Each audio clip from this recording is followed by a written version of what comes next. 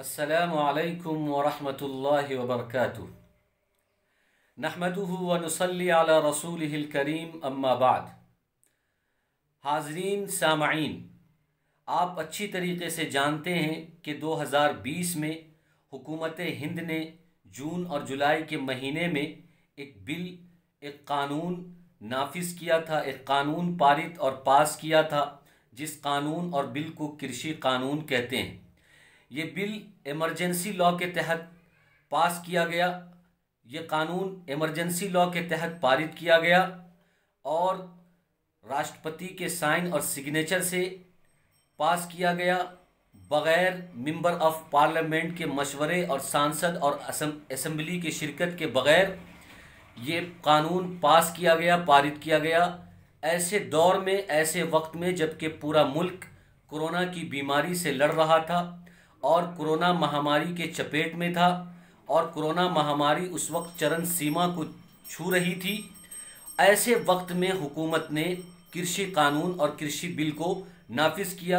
हुकूमत की क्या मजबूरी थी, हुकूमत को इतनी क्या ज़रूरत पड़ गई थी कि कृषि कानून इमरजेंसी लॉ के तहत उनको नाफिज करना पड़ा, ऐसे दौर में जबकि कोरोना से हर शख्स परेशान और बदहाल था। यह आपको हुकूमत के लोग बताएंगे। इसलिए ज़रूरी और मुनासिब मालूम होता है कि हम आपके सामने कृषि कानून के बारे में बताएं कि कृषि कानून क्या है, और फिर ये भी बताएं कि कृषि कानून के बारे में इस्लाम और शरीयत हमारी क्या रहनुमाई करता है। सबसे पहले तो ये समझें कि कृषि कानून क्या है। कृषि कानून के 3 हिस्से हैं, उसका 3 जुज़ है, 3 पार्ट है। सबसे पहला जुज़ ये है कि किसान अपनी पैदावार सरकारी मंडी में सरकारी मुतय्यन करदा कीमत पर बेचने में मजबूर नहीं होंगे। यानी किसान अपनी पैदावार सरकारी मंडी के अलावा किसी को भी बेच सकते हैं और सरकारी मुतय्यन करदा कीमत के अलावा अपनी मनपसंद कीमत से भी बेच सकते हैं। यानी पहले एमएसपी होता था, एक सरकारी कीमत मुतय्यन होती थी और सरकार जो है किसान से अनाज, गल्ला और पैदावार ख़रीदते थे। अब किसान आज़ाद होंगे, वो अपने अनाज, गल्ला, पैदावार को किसी से भी बेच सकते हैं, कहीं भी बेच सकते हैं और अपनी मनपसंद कीमत से बेच सकते हैं। इसमें हुकूमत का ये कहना है कि इससे किसान का फ़ायदा होगा, किसान आत्मनिर्भर होंगे, किसान आज़ाद होंगे, किसान बाइख्तियार होंगे कि उनको सरकारी मंडी और बाज़ार की मोहताजगी नहीं होगी और वो सरकारी मुतय्यन करदा कीमत के वो मोहताज नहीं होंगे, बल्कि वो बेचने पर अपनी मनपसंद कीमत लगा सकते हैं और किसी भी मंडी में और किसी से भी बेच सकते हैं। तो इससे किसान का फ़ायदा होगा। जबकि किसान का कहना यह है कि इससे हमारा कोई फ़ायदा नहीं है, इससे हमारा नुकसान है। और नुकसान ये है कि जब सरकारी मंडी में हमारी पैदावार ख़रीदी नहीं जाएगी और सरकारी मुतय्यन करदा कीमत पर हमारी पैदावार ख़रीदी नहीं जाएगी, तो फिर हम मजबूर हो जाएंगे, मजबूरन हमें किसी कंपनी से या बड़े बड़े साहूकार से, बड़े बड़े बिजनेसमैन से डील करना पड़ेगा। फिर बिजनेसमैन और कंपनियां और ये साहूकार किसान के दरमियान फूट डालेगी, किसान को आपस में लड़ाएगी और ये कंपनियां और ये बिजनेसमैन और ये साहूकार जो है अपनी मनपसंद थोड़ी बहुत कम से कम कीमत लगाकर हमारे गल्ले, अनाज और पैदावार को ख़रीदेगी और हम मजबूर हो जाएंगे, क्योंकि हमारी सरकारी मंडी में हमारे पैदावार ख़रीदे नहीं जाएंगे और सरकारी कीमत से हमारे पैदावार ख़रीदे नहीं जाएंगे। तो हमें मजबूरन इन कंपनियों को, इन बिजनेसमैन को और इन साहूकार को कम से कम कीमत पर अपनी पैदावार को बेचना पड़ेगा और ये जो है हमारे घाटे का सौदा है, हमारे नुकसान का सौदा है, ये हमारे लिए नफ़ा की चीज़ नहीं है। इसलिए हम इस कानून को नहीं मानते, इस कानून को वापस होना चाहिए, इस कानून को ख़त्म होना चाहिए। इसलिए किसान जो है अब तक सरापा एहतजाज हैं और तकरीबन 64 दिन हो गया है और कड़ाके की ठंडी में वो जो है एहतजाज कर रहे हैं,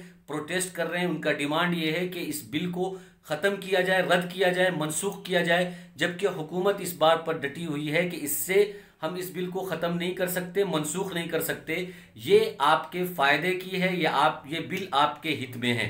तो इसका ये पहला जुज़ है।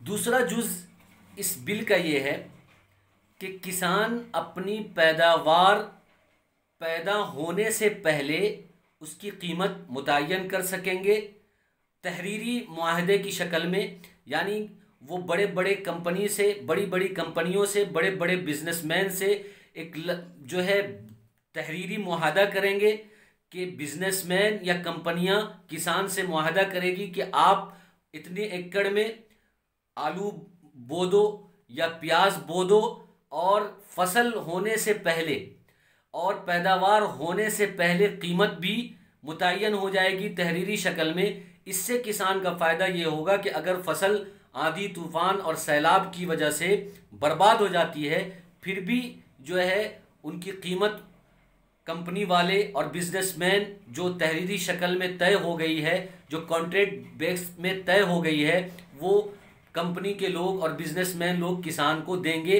हुकूमत का ये कहना है कि इससे किसान को फ़ायदा होगा।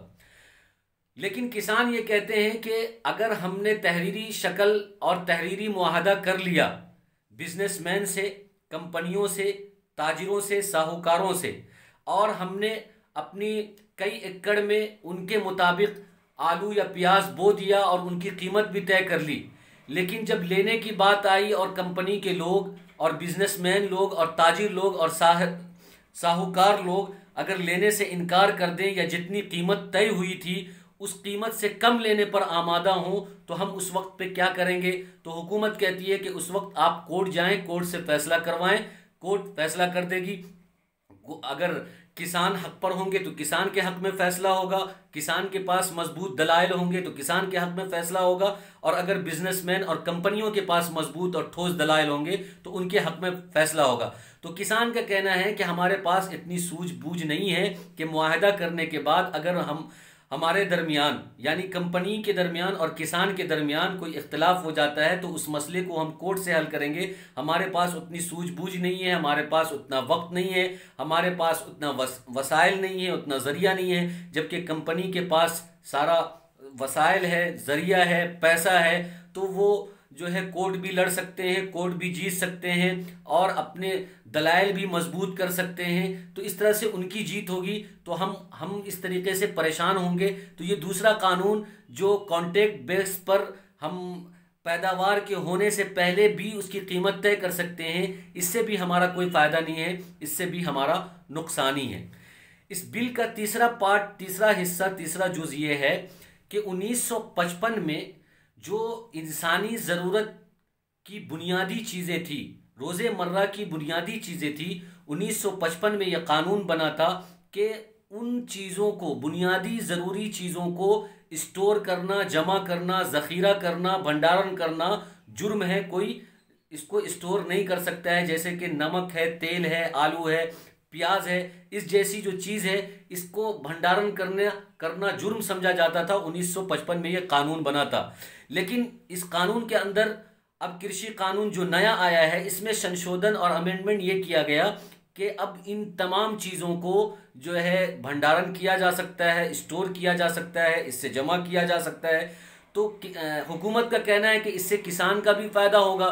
किसान जो है भंडार कर सकते हैं, जमा कर सकते हैं तमाम अशिया को, ये ज़रूरी चीज़ को, और ये पैदावार को जमा करें, और जब कीमत चढ़ जाए, कीमत बढ़ जाए, फिर वो मार्केट में लाकर बेचें। लेकिन किसान कहते हैं कि हमारे पास न गोदाम है और न रखने की जगह है और न वक्त है, हमारा कोई फ़ायदा का नहीं है। अलबत्ता बिजनेसमैन और कंपनियों को इससे फ़ायदा होगा कि वो हमसे कम कीमत पर ख़रीदेंगे और बड़े बड़े गोदाम में उसको भंडारण करेंगे, जमा करेंगे, स्टोर करेंगे, और फिर आवाम से उसको जो है वो बड़ी कीमत बढ़ा चढ़ाकर बेचेंगे। तो फ़ायदा इससे बिजनेसमैन और कंपनी और ताजिर और साहूकार को होगा, किसान को नहीं होगा, इसलिए कि किसान के पास गोदाम नहीं है, स्टोर करने की जगह नहीं है, वक्त नहीं है, और ये तमाम चीज़ें जो स्टोर करने की इजाज़त दे दी गई है, इससे आवाम को भी तकलीफ़ होगी और देश की माशी हालत भी बर्बाद होगी, इकनॉमिकल हालत भी तबाह और बर्बाद होगी। और इससे बिजनेसमैन और बड़े बड़े लोगों को फ़ायदा होगा